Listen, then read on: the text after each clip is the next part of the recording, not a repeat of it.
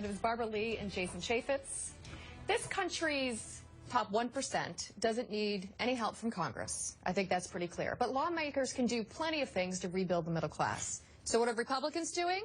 They're actually holding the middle class back, voting 47 times to take away people's health insurance, allowing across-the-board cuts that will cost 800,000 jobs, shutting down the government to the tune of $24 billion, and nearly defaulting on our debt. And just yesterday, instead of extending unemployment insurance for those looking for work, they held useless hearings to look for any excuse, no matter how flimsy, to impeach the president. So, Congressman, we touched on this before we went to break, but I want to come back to it.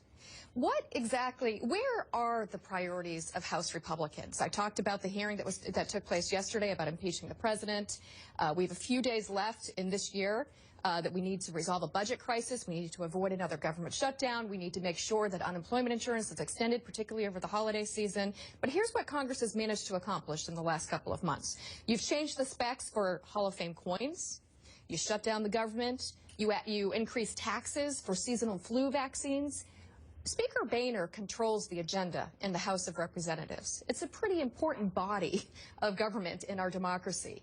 Where are the priorities? You're setting the agenda. We have, and we've passed more than 150 bills that the United States Senate has never taken up. I disagree with just about, well, and I disagree with just about everything that you said there. That is not, as a conservative, taking the metric of how many bills you passed is not exactly how you make sure you the economy. I'm hearing about what you passed, not how many. Exactly the substance. Where are your priorities? What are the priority bills? No doubt. And when the president goes out and starts talking about minimum wage and you hear all these sad stories, you got to look at what the president is actually doing, because he's exacerbating the problem. He's not making the problem better. Calling for an increase in the minimum wage is exacerbating the problem. Well, yes, I do. I really do think about it. I look at the youth. I look at when I grew up. I got a job when I was 14 years old. My dad said I had to get out there and get a job. I worked as a gardener in Arizona, and then I worked at then I realized I was a white-collar person, so I decided to get a job at the General Cinema Corporation, wearing my short-sleeve white shirt, my bow tie, my powder blue coat.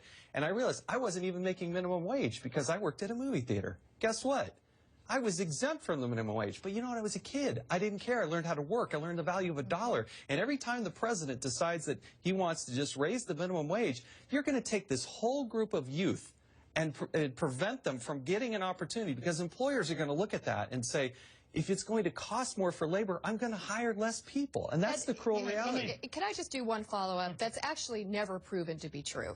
An increase in minimum wage actually increases employment because you're investing in your workforce. And many, many CEOs, most people on minimum wage work for large businesses, not small businesses. Many of those CEOs agree with it, going all the way back to Henry Ford. And if they want to retain good quality employees, they're going to make sure they've got a competitive market. Now, in North Dakota, where the energy sector is cutting loose and doing great things, they don't have a minimum wage issue there.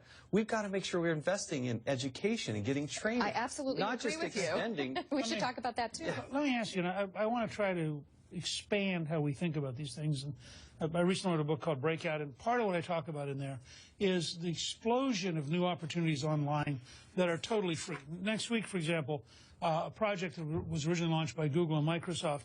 Anyone in America who wants to can go online for free, get computers and computer access, and learn about computing. It's a whole process. Similarly, there's a site called Duolingo, which I use myself, which has 7 different languages that are free. And you can learn you can take as many hours as you want for free.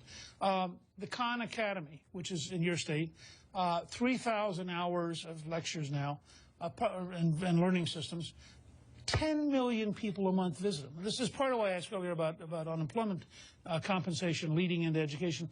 But at the same time, I guess what I'm asking you is, wouldn't it make sense to try to figure out a way to get every American learning as rapidly as possible, to get us so we can compete with China and India, and to get it so that the poorest children in the poorest neighborhoods could break out and actually have dramatic increases in their learning capability? And all this stuff's now available for free. Sure, but you remember there is a digital divide in America. Many people don't have access to computers because of their economic status. And so, yes, it would be wonderful if everyone, and I just have to digress for a minute and say, I really think it's very terrible to see employers say, you can only apply for a job online. period, dot, dot. There's no other vehicle to apply for many, many jobs now. Well, I have to just say, once we have a country that is fully computerized and that everyone has access to computers, then maybe. So let me build on that. In 1995, I surprised and was ridiculed even by some Republicans because I testified at Ways and Means that we should give a laptop to every student. And in fact, then Governor King in Maine did that for 7th and 8th graders. Nowadays, you can do all that on a smartphone. And my guess is that in your district, even in the poorest parts of Oakland, there are a shocking number of smartphones. And smartphones essentially are a laptop computer from 5 years ago. So if we could find a way, if that's the problem, we have an entire program that spends lots of money. We ought to find, I'm happy to work with you to find a way to get the kids on smartphones if you think it makes sense for both them and for their parents who might be unemployed to actually figure out a way to access all of this free learning in a way that really changes the whole game. Sure, I think we have to make sure that our children are prepared for the 21st century and for the world as it exists, and that is making sure that they can compete with children and adults around the world.